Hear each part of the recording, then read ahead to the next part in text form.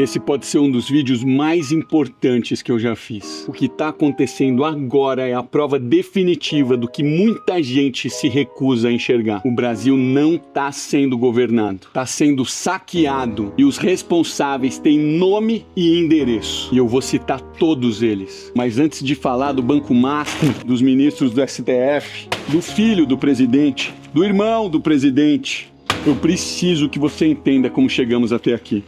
Porque esse escândalo não nasceu do nada. Ele é produto de um processo. E entender o processo é a única forma de não ser enganado de novo. A Lava Jato expôs o maior esquema de corrupção da história do nosso país. Deltan Dallagnol, um dos líderes da operação, veio no meu podcast falar sobre isso. Hoje é deputado federal, depois de ter sido destruído pelo sistema. Sérgio Moro, o juiz, virou réu. A Lava Jato foi dizimada. Por quê? Porque Bolsonaro entrou. E Bolsonaro se tornou a maior ameaça que esse sistema já viu. Não porque era santo e eu não defendo político. Eu só tô trazendo fatos, mas porque ameaçava o sistema. E quando você ameaça o esquema, todos que têm rabo preso entram em pânico. Criaram uma união jamais vista nesse país. Executivo, legislativo, judiciário, imprensas, artistas, academia, todos alinhados contra uma ameaça comum. Quando Barroso subiu no palanque e gritou que vencemos o bolsonarismo, era exatamente isso que ele estava querendo dizer. Lula foi descondenado e voltou à presidência. Com todos os ministros alinhados, com o STF do lado, com a narrativa do amor venceu.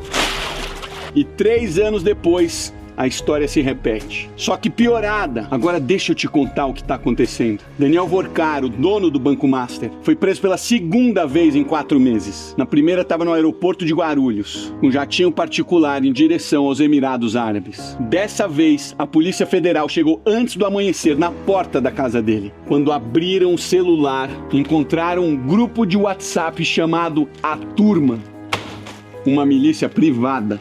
Gente paga para monitorar jornalistas, ex-funcionários, desafetos. O chefe dessa operação, chamado de Sicário, recebia R$1 milhão por mês.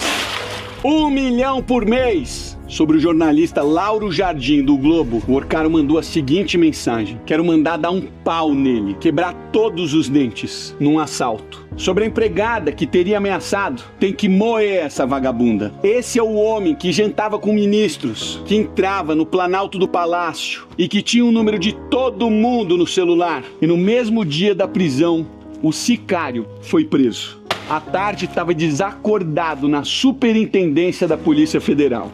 Segundo informações, tentou suicídio. Agora deixa eu te fazer uma pergunta honesta. Quem se suicida dentro da Superintendência da Polícia Federal, onde tudo é filmado e monitorado, tendo tanto a contar?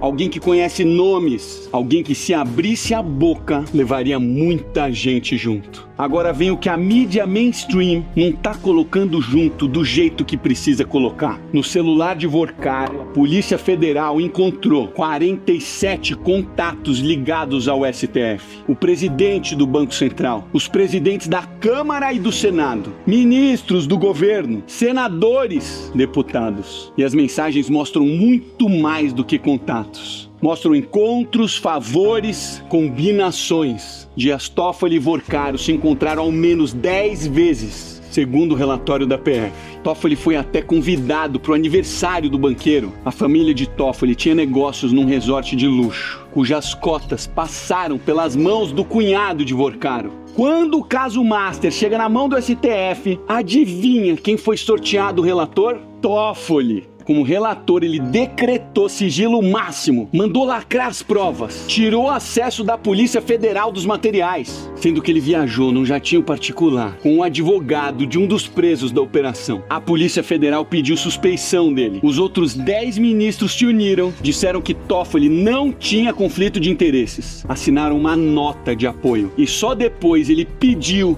para sair. Alexandre de Moraes. A esposa dele, Viviane Barsi de Moraes, tem um escritório de advocacia que fechou um contrato de 129 milhões com o Banco Master, antes do banco colapsar, antes das investigações explodirem. E hoje saiu mais. No celular do Workaro, a Polícia Federal encontrou mensagens enviadas a Moraes no próprio dia da prisão do banqueiro, novembro de 2025. Às 7 da manhã, Workaro escreveu: fiz uma correria aqui para tentar salvar. Alguma novidade? Conseguiu ter notícia ou bloquear? Moraes responde na hora, mas as 3 respostas eram de visualização única, o tipo de mensagem que se apaga depois de lida. Não existe rastro. Flávio Dino, o mesmo que subiu no trio elétrico no carnaval fazendo L. O primeiro ministro comunista do STF, comemorado publicamente pelo presidente quando o ministro entra na corte. Esse mesmo ministro suspendeu a quebra de sigilo da amiga do Lulinha na CPMI do INSS, no mesmo dia em que foi aprovada. E aí ele diz com cara séria que ministro não tem lado político. Irmão do Lula, Frei Chico, vice-presidente do Sindinap,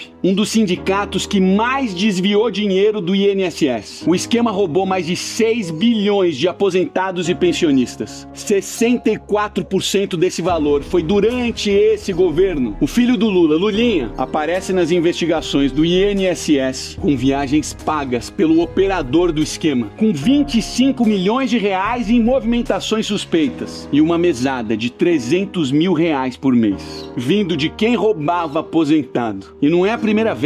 Eu trabalhei na Oi. Eu vi com meus próprios olhos milhões saindo na direção da Game Corp, a empresa do Lulinha. O procurador da Lava Jato foi direto. O maior ativo que a Oi buscava era o sobrenome do sócio. O caso foi arquivado pelo STF. Ex-ministro da Justiça Ricardo Lewandowski, que saiu do cargo há pouco tempo, tinha escritório da família recebendo 5 milhões de reais do Banco Master. O líder do governo no Senado, Jacques Wagner, foi quem indicou Lewandowski para o banco. Workaro descreveu uma reunião no Palácio do Planalto com Lula, 3 ministros e o futuro presidente do Banco Central. A mensagem para a namorada foi simples: foi ótimo, muito forte. Esse é o Brasil real, não é o que eles mostram. Agora deixa eu mudar o rumo da conversa, porque eu preciso falar de você. Eu acabei de voltar do Paraguai. Comprei um iPhone, um iMac e uma câmera. Tudo 50% mais barato do que no Brasil. 50% por causa dos impostos! Você tem ideia do que seria a sua vida se tudo custasse 50% menos? A prestação do carro, que hoje não cabe no seu orçamento, caberia. A entrada do seu apartamento, que parece impossível, seria possível. A viagem que você adia há anos aconteceria. O celular que você quer, mas não consegue justificar, estaria na sua mão. Isso não é abstrato, é a sua vida real, concreta, que está sendo roubada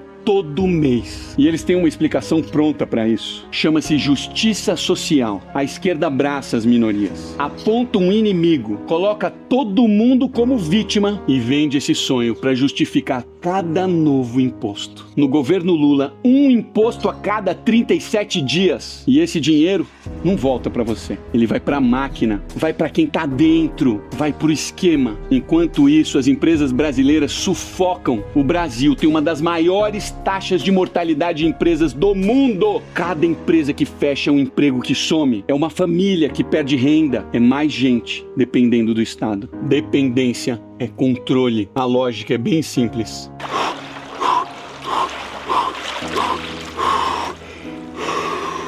Quanto maior o Estado, maior o poder nas mãos de quem está no poder. E quanto mais você vota neles, mais você financia a sua própria prisão. O único jeito de sair disso é a população se unir e lutar contra isso. Tirar o poder de quem está no Estado, diminuir os impostos, diminuir a máquina pública, devolver o dinheiro e o poder para quem trabalha. Quando você vota na esquerda, você está votando por mais impostos, por mais controle e por conivência de tudo que eu tô falando aqui nesse vídeo. Eles controlam o executivo, o judiciário e o legislativo, jogam provas no lixo, eliminam investigações. E quando alguém sabe demais e está prestes a falar, você sabe muito bem o que acontece. A cabeça de muita gente ainda está fechada para isso. Compartilhe esse vídeo. Você pode ser o motivo por alguém acordar. É quando o povo se une que a gente muda um país.